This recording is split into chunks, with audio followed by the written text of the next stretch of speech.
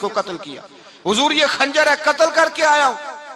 میرے مصطفیٰ نے فرمایا کس کو قتل کیا؟ عرض کی حضور سگی بہن کو مارا ہے. سگی بہن تھی میں نے قتل کر دی. میرے نبی پاک صلی اللہ علیہ وسلم نے فرمایا کیوں مارا؟ پیار نہیں تھا؟ کہا محبوبہ بہن سے کس کو پیار نہیں ہوتا، بڑا پیار تھا، پر مارا کیوں؟ تو صحابی رونے لگے، کہنے لگے محبوبہ میں بڑا پیار کرتا تھا پر وہ کافرہ تھی، مشرکہ تھی، بڑا پیار کرتا تھا. جب بھی اس کے پاس جاتا وہ آپ کے بارے میں بات چھیڑ دیتی. میں اس کو کہتا سارا کچھ کر لے میرے نبی کے بارے میں بات نہ کرنا. میں ہر شے سہ لیتا ہوں پر مصطفیٰ کریم کی ذات کے بارے میں کوئی بات برداشت کرنے کی طاقت نہیں رکھتا. یہ والا جملہ نہ کہنا. میں اس کو روکتا، منع کرتا، وہ باز نہ آتی. کہتے ہیں آج اس نے اتنی سخت بات کی کہ میں اس کا گلا کاٹ آیا ہوں، قتل کر دیا ہے. حضور میرے لیے حکم کیا ہے؟ تو نبی پاک نے فرمایا جا تیرے اوپر کوئی سزا نہیں، تو نے جو کیا ہے اچھا ہی کیا ہے، نہیں اچھا کر ڈالا ہے جو تو نے کیا ہے. ایک صحابی نابینا تھے، آنکھوں سے نظر نہیں آتا تھا، رشتہ کوئی نہیں دیتا تھا، معذور آدمی تھے. نکاح ہوا، شادی ہوئی، 2 بیٹے دیے اللہ نے، گھر بس گیا. بیوی کپڑے دھو کے دیتی، خدمت کرتی، روٹی پکا کے دیتی، بچے بڑے حسین تھے. اور وہ صحابی خود فرماتے ہیں، نابینا صحابی کہتے ہیں موتیوں کی طرح کے میرے بچے، جو بھی آتا آ کے کہتا تیرے موتیوں کی طرح کے لال ہیں. لیکن آپ فرماتے ہیں ایک صبح اعلان ہو گیا، مدینے میں شور ہو گیا، کچھ نابینا صحابی کی بیوی قتل ہو گئی، کسی نے خنجر کے دبایا، مر گئی ہے. کہتے ہیں اس کے لواحقین اکٹھے ہوئے، در رسالت امام پہ آئے، آگے کہنے لگے حضور ہمارا قاتل ڈھونڈ کے دیں، ہماری بیٹی کو کس نے مارا؟ میرے رسول پاک نے مجمع پہ نظر ڈالی، فرمایا بھائی مجھے کہنے کی ضرورت نہ پڑے، اگر قاتل موجود ہے تو خود اٹھ جائے. خود اٹھے. وہ نبینا صحابی بیچ میں سے اٹھ کے کھڑے ہو گئے، کہنے لگے سونیا قاتل کوئی باہر نہیں، میں خود قاتل ہوں، میں نے مارا ہے، میں قاتل ہوں، میں نے مارا ہے. مصطفیٰ کریم سید عالم صلی اللہ علیہ وسلم نے فرمایا تجھے تو اس کی بڑی ضرورت تھی، بڑی حاجت تھی، تیری بیوی تھی، تیرا گھر سنبھالتی تھی، تیرے بچے تھے. صحابی عرض کرنے لگے حضور سارا کچھ ٹھیک تھا پر وہ آپ کی بے ادب تھی.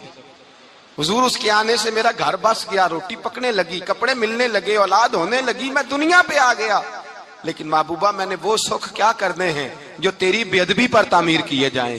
یا رسول اللہ مجھے کیا حاجت اس چیز کی جس میں آپ کا پیار ہی نہ ہو؟ یا رسول اللہ آپ کی محبت ہی نہ. حضور میں نے قتل کر ڈالا ہے، مجھے بیوی نہیں چاہیے، مجھے وہ والی چاہیے جس کی زبان پر رسول اللہ کے نام کے ترانے ہو، جو حضور کی محفل کرنے والی ہو، نعت پڑھنے والی ہو، جو نبی پاک علیہ السلام کی ازواج کا، اولاد کا، بیٹیوں کا ذکر کرنے والی. مجھے وہ بی بی نہیں چاہیے جو بی بی بے ادبی کرے. میرے نبی پاک صلی اللہ علیہ وسلم نے محلے داروں سے پوچھا، فرمایا بات اس کی ٹھیک ہے؟ کہا حضور واقعی بے ادب تھی. نبی پاک نے فرمایا اٹھو پھر چلے جاؤ، اس نے انسان نہیں مارا، اس نے گستاخ رسول کو مارا ہے، اس نے ایک گستاخ رسول کو مارا ہے. بھائی یاد رکھیں نبی پاک کا پیار ایمان کا حصہ ہے، اس میں کوئی کمپرومائز نہیں، اس بات میں کسی قسم کی کوئی گنجائش ہے. ہمارا کسی شخص کے ساتھ کوئی رٹا نہیں زمین کا، اللہ جانتا ہے. ہم تو اختلاف کی خلیج کو کم کرنے والے لوگ، کوئی اختلاف نہیں، اللہ جانتا ہے. اور دل روتا ہے کہ امت کٹھی ہو جانی چاہیے. رمضان المبارک ہے، جمعے کا دن ہے، منبر پہ بیٹھا، دل روتا ہے کہ امت مسلمہ کٹھی ہونی چاہیے. لیکن میں اس شخص کے پاس جا کے کیسے بیٹھوں جو کہتا ہے کہ نبی معاذ اللہ مار کے مٹی میں مل گئے، جو یہ لفظ کہتا ہے کہ محمد کو کیا پتا دیوار کے پیچھے کیا ہے، جو یہ لفظ کہتا ہے کہ گائے بیل اور گدھے کا خیال آ جائے تو نماز نہیں ٹوٹتی، رسول اللہ کا خیال آ جائے تو ٹوٹ جاتی ہے. مجھے بتلائیے میرے بھائی کس طرح کمپرومائز ہوگا، کس طرح ایسے لوگوں کے ساتھ اتفاق ہوگا؟ رسول اللہ کی محبت دین کا حصہ ہے. اور یاد رکھنے اللہ جانتا ہے کسی کے ساتھ ہمارا کوئی جھگڑا نہیں، نہ نیاز کا، نہ فاتحہ کا، نہ ختم کا، نہ درود کا. اس کا دل کرے دلائے، جس کا دل کرے نہ دلائے، مستحب ہے. جھگڑا صرف یہ ہے کہ میرے رسول اللہ کی شان پر بات نہ کرو، میرے نبی پاک کی عظمت کے بارے میں بات، درد دل سے بات کر رہا ہوں. خدا را اس امت کی دلوں میں رسول اللہ کا پیار رہنے دو، نبی پاک کی محبت رہنے دو. صحابہ ہر حال میں حضور سے. حضرت ابو عبادہ بن جراح نے میدان کے اندر اپنے باپ کو قتل کیا. کس کو؟ باپ کو مارا. حضور سید عالم صلی اللہ علیہ وسلم نے کہا ابو عبادہ تو نے باپ ہی مار دیا ہے. کہا حضور باپ نہیں چاہیے، رسول اللہ کا وفادار چاہیے. حضور وفادار چاہیے. نبی پاک صلی اللہ تعالی علیہ وآلہ وسلم کی محبت اصل دین ہے، اصل دین. اگر اس میں خامی رہ جائے اس کے اندر کمی رہ جائے، ایمان مکمل نہیں۔ صبح قیامت رب کی بارگاہ میں تیرا کوئی عمل قابل قبول نہیں، کوئی تیرا عمل اللہ کے حضور قابل قبول نہیں۔ تعظیم رسالت میں اگر فرق آتا ہے، حضور کی محبت میں اگر کمی آتی ہے، تو تیرا کوئی عمل بھی قابل قبول ہے۔ محبت کا کیسے پتہ چلے گا کہ حضور سے پیار ہے؟ جی، جو بندہ میلاد والے دن بھی سویا رہے، معراج شریف والے دن بھی بے ہوش ہو، رسول اللہ صلی اللہ علیہ وسلم کی ایک نعت بھی اسے یاد نہ ہو، اسے کبھی توفیق نہ ہو نعت سننے کی۔ یہ نعت پڑھتے ہیں نا حضرات، تو کچھ لوگ جھومتے ہیں، کچھ مست رہتے ہیں۔ پتہ کیوں مست رہتے ہیں؟ انہیں نعت کے ذائقے کا پتہ نہیں۔ نعت تعریف مصطفیٰ ہے، اور جب محبوب کی تعریف ہوتی ہے تو دل مچل جایا کرتے ہیں۔ بھئی محبت مصطفیٰ پیدا کریں، ان جگہوں پہ بیٹھے جہاں سے رسول اللہ کا پیار ملتا ہے۔ صحابہ کرام نے ہر چیز سے بڑھ کر رسول پاک سے پیار کیا، ہر چیز سے بڑھ کر۔ بھلا دی دنیا ساری انہوں نے، لیکن رسول پاک سید عالم صلی اللہ علیہ وسلم کا پیار انہوں نے اپنے دل سے نہیں بلایا۔ اپنی اولادیں لا کے حضور کی خدمت میں پیش کر دی، اپنے بچے لا کر پیش کر۔ حضرت عائشہ صدیقہ رضی اللہ تعالیٰ عنہ فرماتی ہیں ساری زندگی ابو بکر صدیق نے ڈانٹا نہیں، میرا باپ رفیق تھا، شفیق تھا، مہربان تھے، کوئی کبھی انہوں نے سخت گھورا بھی نہیں ہماری طرف۔ لیکن کہتے ہیں ایک دن میں حضور کے ساتھ گفتگو کر رہی تھی، بچی تھی، میری آواز ذرا بلند ہوئی، تو کہتے ہیں جناب ابو بکر صدیق رضی اللہ تعالیٰ عنہ باہر سے دوڑے آئے، اندر آئے اور حضرت ابو بکر نے تھپڑ اٹھایا، میرے منہ پہ مارنے لگے۔ حضور آگے بڑھے، بچایا۔ میں نے کہا ابا جی آپ نے تو گھورا بھی کبھی نہیں، یہ کیا ہوا؟ تو حضرت جناب عائشہ صدیقہ کہتے ہیں ابو بکر صدیق رو پڑے، کہنے لگے عائشہ میرے اوپر سے پہاڑ بھی گزر جائیں تو مجھے تکلیف نہیں ہوتی، اور میرے مصطفیٰ کے سامنے کوئی اونچا بولے بھی تو میرا دل ٹوٹ جاتا ہے۔ خبردار، حضور سید عالم، حضرت عمر کا زمانہ تھا، کچھ لوگ آئے کہیں اور کے رہنے والے، مسجد نبی میں اونچی آواز میں بولنے لگے، اونچی آواز میں باتیں کرنے لگے۔ حضرت عمر نے بلایا، فرمایا ادھر آؤ، کون ہو، کہاں سے آئے ہو؟ کہنے لگے کوئی شام کا ہے، کوئی کسی ملک کا ہے۔ آپ فرمانے لگے تمہیں پتہ نہیں یہ روضہ رسول ہے؟ تمہیں پتہ نہیں یہ حضور کی مسجد ہے؟ لا ترفعوا اصواتکم فوق صوت النبی، تمہیں خبر نہیں تم کہاں آئے ہو؟ فرمایا اگر تم مدینے کے رہنے والے ہوتے میں تمہیں دھروں سے مارتا، تمہیں سزا دیتا۔ تمہیں ادب رسول کا نہیں پتا، تمہیں رسول اللہ صلی اللہ علیہ وسلم کے طریقے کا نہیں پتا۔ ایک لفظ اور بیان کیا جاتا ہے، کہتے ہیں جی پیار ہم بھی کرتے ہیں پر وہ والا جو نبی پاک نے کہا ہے۔ کون سا؟ جو حضور نے، جس کا نبی پاک نے حکم دیا ہے۔ کون سا پیار کرتے ہیں؟ ایک لفظ آپ کو پوچھا جاتا ہے، ہم بھی پیار کرتے ہیں پر وہ والا جو نبی پاک نے کہا ہے، جو حضور نے۔ کہتے ہیں یہ جو تم کہہ رہے ہو یہ حضور نے کیا نہیں، کہا نہیں۔ نبی پاک صلی اللہ علیہ وسلم کے وجود سے خون نکلا، حضور نے حضرت عبداللہ بن زبیر سے کہا ٹھکانے لگا دو، جاؤ ٹھکانے لگا دو، ایسی جگہ لگاؤ جہاں کسی کی نظر نہ پڑے۔ خون بہتا ہوا خون حرام ہے، قرآن پاک نے بیان کیا ہے، کہا ٹھکانے لگا دو۔ حضرت عبداللہ بن زبیر باہر نکلے اور حضور کا جو خون تھا وہ پی گئے۔ حضور نے کہا تھا پی لینا، کیا کہا تھا؟ ٹھکانے لگا دو، پی گئے۔ واپس آئے تو مصطفیٰ نے فرمایا کہاں ٹھکانے لگایا؟ کہا یا رسول اللہ ایسی جگہ جہاں کسی کی نظر نہیں پڑے گی، ایسی جگہ جہاں کسی کی نظر نہیں پڑے گی۔ حضور نے فرمایا پی گئے ہو؟ کہا حضور پی گیا ہوں۔ فرمایا جاؤ نبی کا وعدہ ہے تمہارے وجود کو جہنم کی آگ چھوئے گی بھی نہیں۔ ہم وہ والا پیار کرتے ہیں جو حضور نے کہا ہے۔ حضرت ام ایمن نبی پاک کی دائی تھی، حضور کی رضائی والدہ تھی، سرکار کی طبیعت مبارک علیل ہوئی تو حضور نے نا، ویسے نبی پاک جب پخانہ کرتے تھے نا تو حضرت عائشہ صدیقہ فرماتی ہیں حضور کے پخانے سے کستوری سے بھی زیادہ خوشبو آیا کرتی۔ اور آپ حضرت انس بن مالک فرماتے ہیں حضور کھیتوں میں پخانے کے لیے جاتے، میں ساتھ جاتا، جہاں نبی پاک صلی اللہ علیہ وسلم پخانہ کرتے میں وہاں جا کے دیکھتا تو کوئی شے نہ ہوتی۔ میں کہتا ہوں حضور کہاں گیا؟ اللہ کے رسول فرماتے جب میں پخانہ کرتا ہوں تو زمین کھل جاتی ہے، میرا پخانہ اندر سمو لیتی ہے۔ حضور کے پخانے اور پیشاب سے کستوری کی خوشبو آتی تھی، کستوری کی خوشبو آتی تھی۔ ویکھنوں تے ساڈے ورگا ہے پر اسی کدوں اس مول دے، آزم و ورشاں تے پھردا ہے اسی وچ گلیاں دے رول دے۔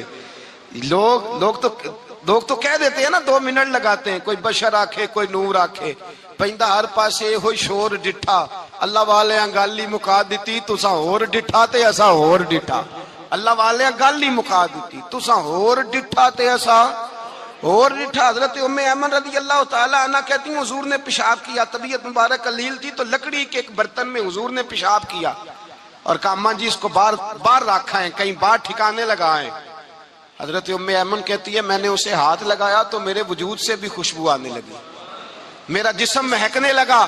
حضرت ام ایمن کہتی ہیں میں باہر جا کے نکال کے دکھاؤ کسی حدیث سے کہ رسول پاک نے فرمایا ہو میرا پخانہ پی جانا، میرا خون پی جانا، ہم وہ والا پیار کریں گے جو نبی پاک نے کہا ہے۔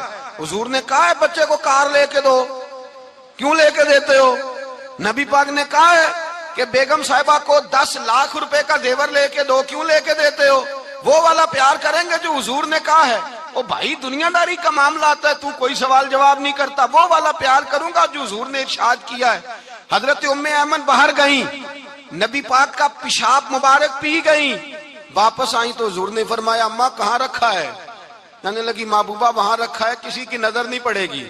حضور نے فرمایا پی گئی ہو؟ کہا حضور پی گئی ہوں۔ فرمایا جاؤ میرا وعدہ ہے قیامت تک تمہیں پیٹ کی بیماری کوئی نہیں لگے گی، جب تک زندہ رہو گی پیٹ کی بیماری۔ حضور نے کہا تھا کہ پی جانا۔ حضرت عثمان غنی رضی اللہ تعالیٰ عنہ کہتے ہیں میں حضور کے ساتھ ہوں، صلح حدیبیہ کے موقع پر عمرہ کرنے گئے، نبی پاک صلی اللہ تعالیٰ علیہ وسلم کے ساتھ 1500 صحابی، کفار نے روک دیا، نہیں عمرہ کرنے دیتے۔ حضرت عثمان غنی رضی اللہ تعالیٰ عنہ کو حضور نے سفیر بنا کر کے بھیجا، فرمایا جاؤ قریش کے ساتھ جا کر کے تم معاہدات طے کر کے آؤ۔ حضرت عثمان غنی پہنچے، جب وہاں گئے جا کے بات چیت کی، اب سامنے کعبہ، جنہوں نے کعبہ نہیں دیکھا ان سے پوچھو کعبے کی قدر کیا ہے، اور جنہوں نے دیکھا ہے ان سے پوچھو دوبارہ دیکھنے کو دل تڑپتا کتنا ہے۔ سامنے کعبہ ہے، حضرت عثمان غنی کہتے ہیں سامنے کعبہ ہے۔ قریش مکہ کہنے لگے عثمان تم چاہو تو طواف کر لو، تم چاہو تو صحیح کر لو، تم چاہو تو حجر اسود کا بوسہ لے لو، پر ہم رسول اللہ صلی اللہ علیہ وسلم کو طواف نہیں کرنے دیں گے، وہ اگلے سال کریں گے۔ حضرت عثمان غنی رضی اللہ تعالیٰ عنہ وہاں کھڑے، حضور نے کو منع تھوڑی کیا تھا کہ وہاں جانا تو طواف نہ کرنا، وہاں جانا تو تم نے حجر اسود کا بوسہ نہیں لینا، وہاں جانا تو صفا مروہ پہ نہیں جانا، مقام ابراہیم پہ کوئی بات نہیں کی تھی حضور نے۔ حضرت عثمان غنی موجود ہے، قریش اجازت دیتے ہیں، کہتے ہیں وہ سامنے کعبہ ہے، کریں عبادت، پڑھیں نماز، کریں طواف۔ حضرت عثمان غنی کہنے لگے میں اتنی دیر تک کعبے کا طواف نہیں کروں گا جتنی دیر میرے رسول طواف نہیں کریں گے۔ سامنے کعبہ ہے، سامنے، مجھے کیا غرض تھی نماز کی، مجھے کیا خبر تھی سجود کی، یہ تو تیرے نقش پاک کی تلاش تھی جو جھکا رہا میں نماز میں۔ اور اقبال کہنے لگے اذان تو ازل سے تیرے عشق کا ترانہ بنی، اور نماز تو اس کے نظارے کا ایک بہانہ بنی۔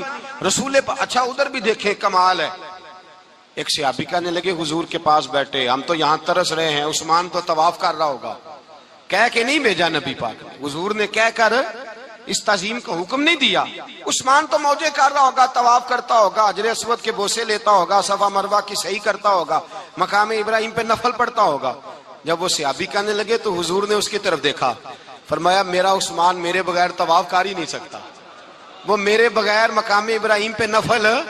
اسی لیے تو بریلی کے امام کہتے ہیں حاجیو آؤ شہنشاہ کا روضہ دیکھو، کعبہ تو دیکھ چکے اب کعبے کا بھی کعبہ دیکھو، کعبہ تو دیکھ چکے اب کعبے کا بھی کعبہ دیکھو۔ بھائی یاد رکھیں رسول اللہ صلی اللہ علیہ وسلم کے صحابہ جو حضور کی تعظیم کرتے ہیں تو اس کا حکم نہیں دیا نبی پاک نے، لیکن وہ جانتے ہیں جب تعظیم کی باری آئے تو جو بھی کام تعظیم کا ہوگا، جو کام بھی عزت کا ہوگا وہ عزت دی جائے گی، وہ عزت بولیے، وہ عزت وہ دی جائے گی، وہ عزت وہ مرتبہ دیا جائے گا۔ رسول پاک سید عالم صلی اللہ علیہ وسلم کی ذات کے ساتھ صحابہ کا والہانہ پن، عقیدت رسول اللہ کی ذات کے ساتھ صحابہ کی ہر چیز سے بڑھ کر وہ حضور سے پیار کرتے، نبی پاک صلی اللہ علیہ وسلم کی تعظیم کو اپنے ایمان پر فوقیت دیتے، کہتے یہی اصل ایمان ہے۔ ایک صحابی حضور علیہ السلام کی گھوڑے کو کجاوا باندھا کرتے تھے، کاٹھی ڈالتے تھے، حضور نے کہیں نہیں کہا کہ وضو کر کے ڈالنا، غسل کر کے ڈالنا، کہیں نہیں کہا۔ رسول پاک صلی اللہ علیہ وسلم رات کو کہہ دیتے کہ صبح جانا ہے تو گھوڑا تیار کر دینا، اونٹ تیار کر دینا۔ ایک دن اللہ کے محبوب سویرے اٹھے، گھوڑا تیار تھا، حضور بیٹھے تشریف لے گئے۔